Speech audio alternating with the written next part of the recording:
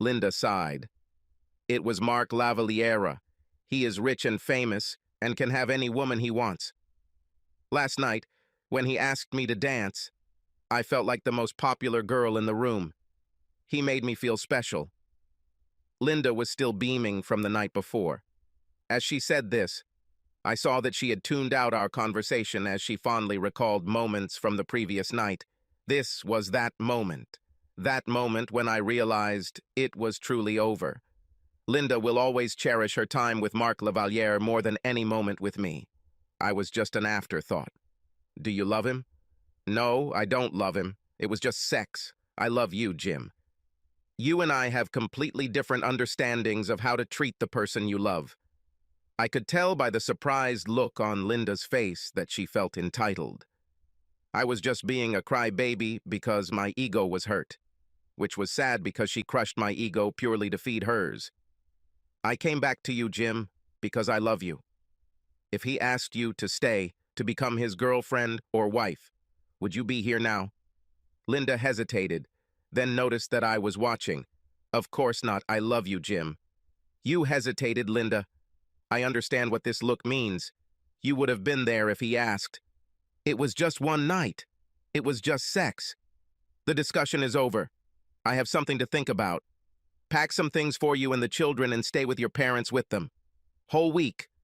But Jim, the discussion is over. If you really want to urgently solve the problem right now, given the way I'm feeling, you won't get the results you're hoping for. This time there was anger in my voice and look. Linda packed her bag and left. As soon as she was out of sight, I began to implement my plan. I had an epiphany when I saw Linda standing at the entrance in her blue dress, looking completely unchanged. I knew something had to change if I was going to survive this. I called my boss and told him I needed 2 weeks off. I then rented a truck and bought some supplies at the hardware store: wood, drywall, paint, and 2 exterior doors. Once home, I grabbed mine scrap and got to work.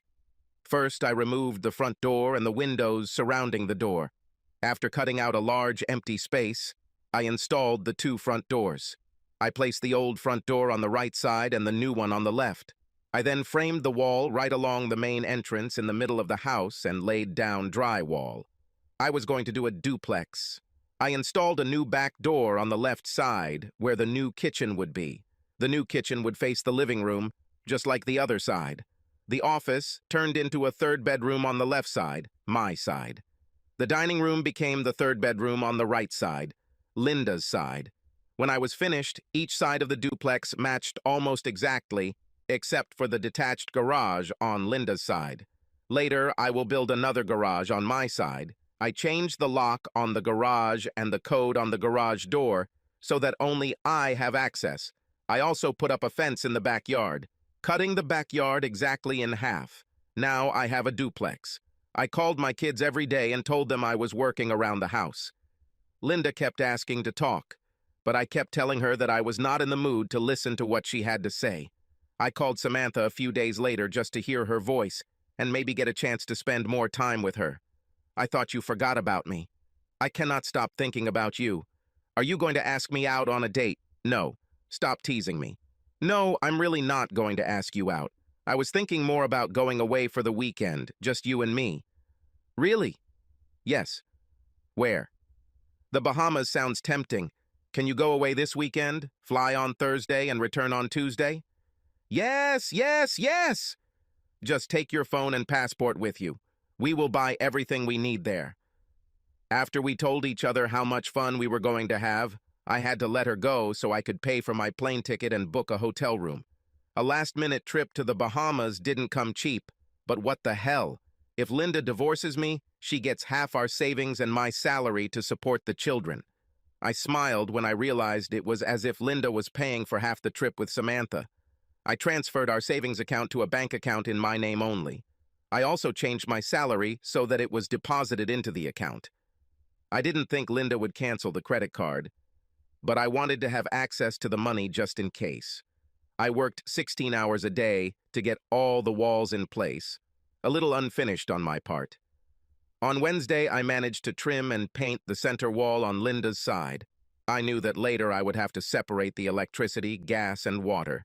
But for now, since Linda's side shared the same gas and electricity, Linda couldn't turn off my side. On Wednesday night, I told Linda to bring the kids home in the morning. On Thursday morning, I locked up my part of the house and sat on a chair out front, waiting for them to arrive. When they arrived and got out of the car, they all stood on the front lawn in a daze. Emma was the first to speak. "Dad, what did you do?" "I turned our house into a duplex. Don't you like it?" All three turned and looked at me like I was an idiot. They stood there with their mouths open. "Don't worry, guys. I finished the right side and moved your things to your new rooms."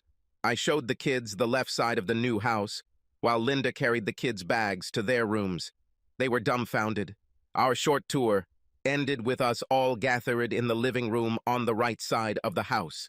Tommy: "But Dad, the living room is much smaller." "Don't worry, guys.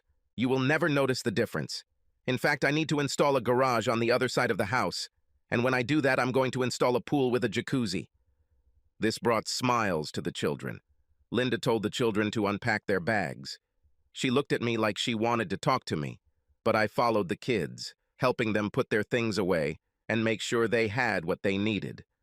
After they put their things away, I pulled out some sandwiches I bought at a local deli, and we ate lunch at the kitchen table. Emma asked me, "Dad, what is this all about?" But mostly, she watched Linda's reaction. After spending the last few days with Linda, Emma and Tommy obviously knew something was wrong, and that their mother was avoiding their questions. "Oh, we're getting closer to becoming empty nesters. I realize that things won't stay the same forever. I'm just getting ready. That's all." "Gee, Dad, you could at least discuss this with us first to see how we feel about it." "Well, actually, it was your mom's idea.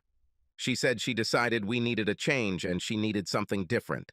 I stared at Linda with a grin on my face. Linda looked amazed.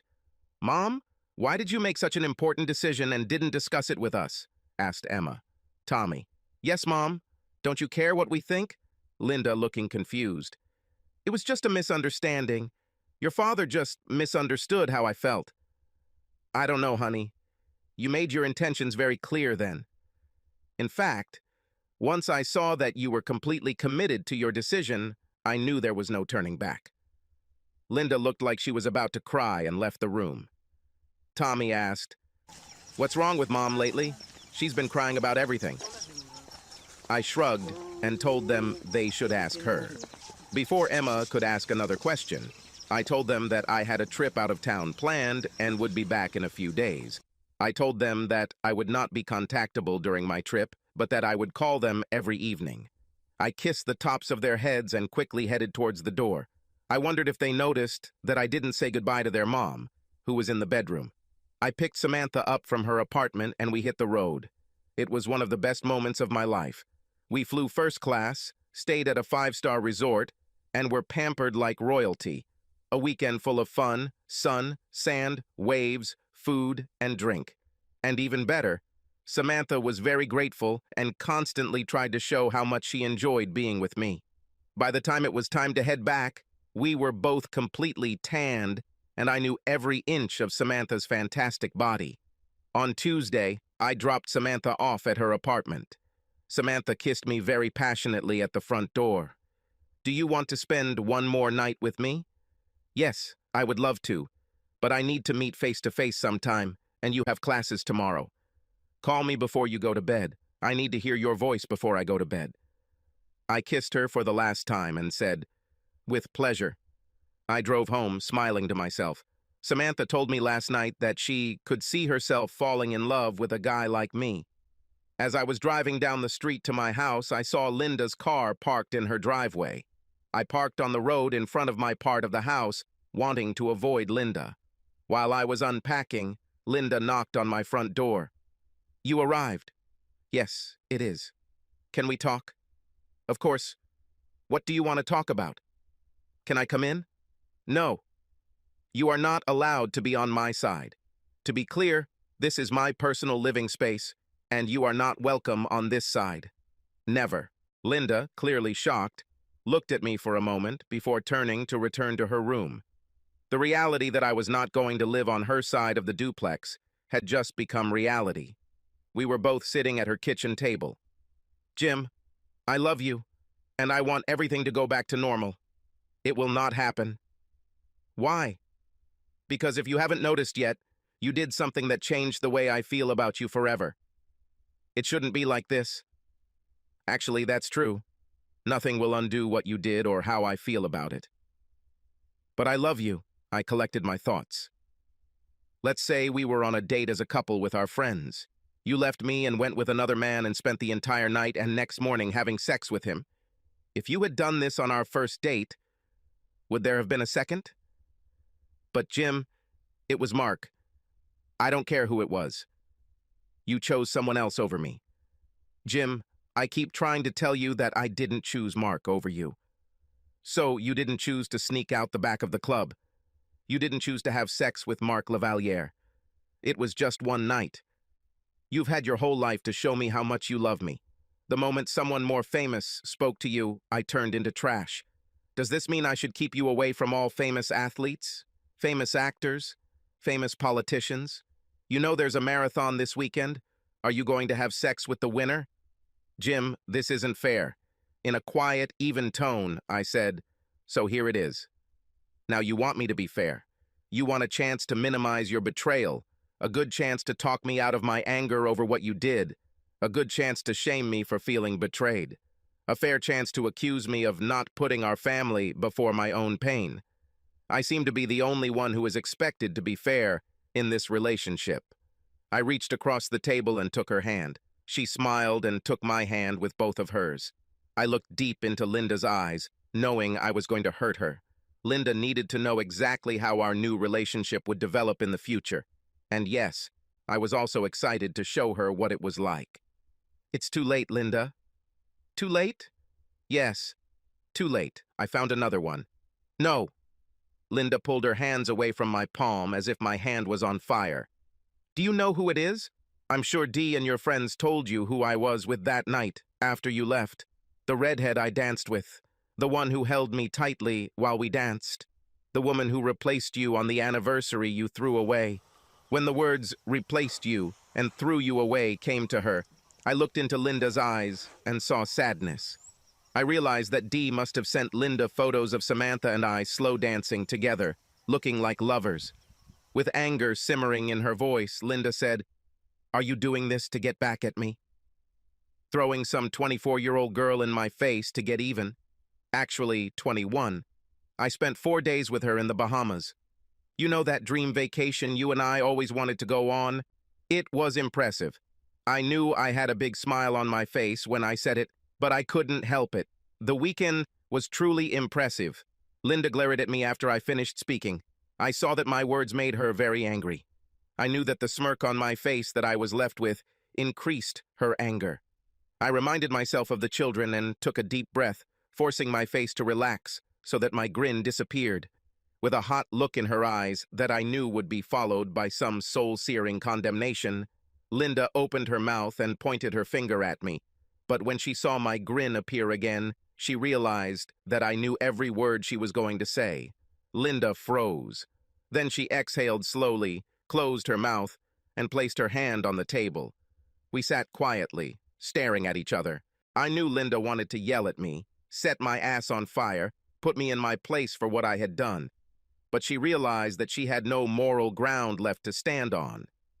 The leverage she was used to in our relationship was based on love and trust. The same love and trust that she casually erased for one night of sex.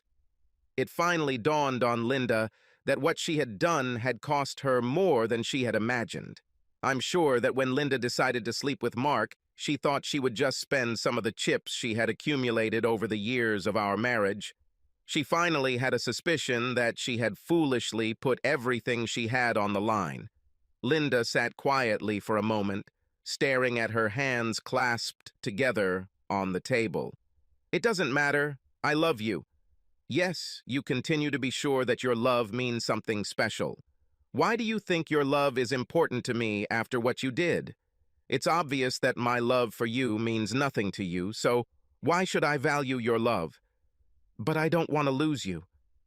Well, I don't understand why you thought you could completely destroy my trust in you and expect to keep me. You took me for granted, and now you don't deserve me. Linda looked confused. I'm going to my place. I still have a lot of work to do around the house. I'll be back to have dinner with you and the kids. Please don't bother me until then. I got up and returned to my apartment. Linda cried when I left. Leaving Linda was terribly painful. I wanted to hug her like before, but deep down I knew there was no going back to what we were. The Linda I thought of as my wife was not, and never will be again. Everything I will ever have with her will be a painful reminder of everything we could have had, everything she carelessly destroyed without a second thought or an ounce of guilt. Before dinner, the kids and I went to my side of the house to look around. I showed them the new kitchen area and how I was going to cut out the back wall and make it all glass to overlook the new pool. They looked worried as they looked at the fence dividing the backyard in half.